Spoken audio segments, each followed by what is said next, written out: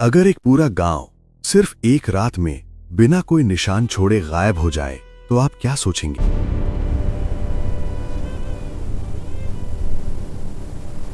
क्या ये सामूहिक पलायन था या कोई श्राप? नमस्कार, आप देख रहे हैं अनसॉल्व्ड मिस्ट्रीज और आज की कहानी आपको ले जाएगी राजस्थान के रेगिस्तान के उस गांव में जहां आज भी सूरज ढलते ही सन्नाटा चीखने लगता है। समृद्ध गांव कुलधरा, पालीवाल ब्राह्मणों का गांव, पढ़े लिखे, संपन्न, खेती में माहिर, पानी प्रबंधन में विशेषज्ञ।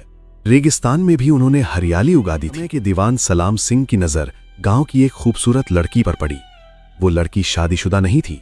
दीवान ने संदेश भेजा, या तो लड़की मुझे सौंप दो या पूरा गांव बर्बाद होगा। गांव में खौफ फैल गया। पंचायत बैठी। एक बुजुर्ग ने कहा, इज्जत बचेगी तो सब बचेगा, वरना कुछ नहीं। रात गहली हुई, चूल्हे बुझ गए, दरवाजे बंद हुए। 30 से ज्यादा गांव के लोग एक साथ गायब। घरों में बर्तन रखे थे, चक्की पड़ी थी, आंगन वैसे ही थे, लेकिन इंसान नहीं। और जाते जाते कहा जाता है उन्होंने श्राप दिया, ये गांव फिर कभी बस नहीं पाएगा। लेकिन सवाल यह है, क्या 80 गांवों के हजारों लोग एक रात में ऐसे गायब हो सकते हैं, बिना किसी गवाह के, बिना किसी संघर्ष के निशान के? या कहानी कुछ और है? और असली डरावनी बात, कुछ ब्रिटिश रिकॉर्ड्स में उस सामूहिक पलायन का जिक्र बहुत अस्पष्ट तरीके से मिलता है, जैसे कोई सच्चाई जानबूझकर छुपाई गई हो। लेकिन क्यों? और उस रात वास्तव में क्या हुआ था? यही सवाल आज भी हवा में तैर रहा है और असली रहस्य अभी शुरू हुआ है। कहानी यहीं खत्म नहीं होती। जब ब्रिटिश अधिकारी इलाके की जांच के लिए पहुंचे, उन्हें कोई लाश नहीं मिली, कोई खून के धब्बे नहीं मिले, कोई संघर्ष नहीं, बस खाली मकान। एक अधिकारी ने अपनी डायरी में लिखा, गांव ऐसे खाली है जैसे लोग हवा में घुल गए हों। लेकिन कुछ स्थानीय लोग अलग कहानी बताते हैं। वे कहते हैं उस रात सिर्फ पलायन नहीं हुआ, कुछ और भी हुआ था। कुछ लोग दावा करते हैं कि रात में अजीब रोशनी दिखी थी। कुछ कहते हैं कि जमीन हल्की कांपी थी। क्या यह सिर्फ डर की कहानी है या किसी बड़ी घटना का संकेत? और सबसे अजीब बात, जो लोग बाद में उस गांव को बसाने आए, वे ज्यादा दिन टिक नहीं पाए। कोई कहता है रात में कदमों की आवाज आती है, कोई कहता है खाली घरों में दिए जलते दिखते हैं। एक परिवार ने दावा किया कि उनके बच्चे ने कहा, ये हमारा घर है, तुम यहां क्यों आए हो?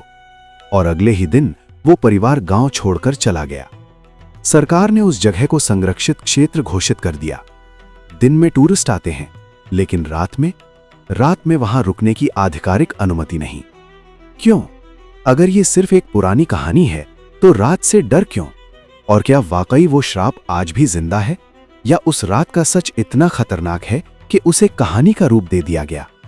लेकिन असली झटका तब लगा जब कुछ शोधकर्ताओं ने दावा किया कि यह मामला सिर्फ दीवान की हवस का नहीं था, बल्कि आर्थिक और राजनीतिक साजिश भी हो सकती थी। और यहीं से कहानी और गहरी हो जाती है। कुछ इतिहासकार कहते हैं कि उस समय भारी कर वसूली और राजनीतिक दबाव था। पालीवाल ब्राह्मण आर्थिक रूप से मजबूत थे। क्या सत्ता उन्हें तोड़ना चाहती थी? क्या लड़की वाली कहानी असली कारण से ध्यान हटाने के लिए गढ़ी गई? लेकिन अगर ऐसा था तो सामूहिक पलायन की योजना इतनी गुप्त कैसे रही? हजारों लोग, पशु, सामान सब एक रात में बिना किसी बाहरी व्यक्ति को भनक लगे। और वे गए कहां? आज तक उनके वंशजों का स्पष्ट रिकॉर्ड नहीं मिलता।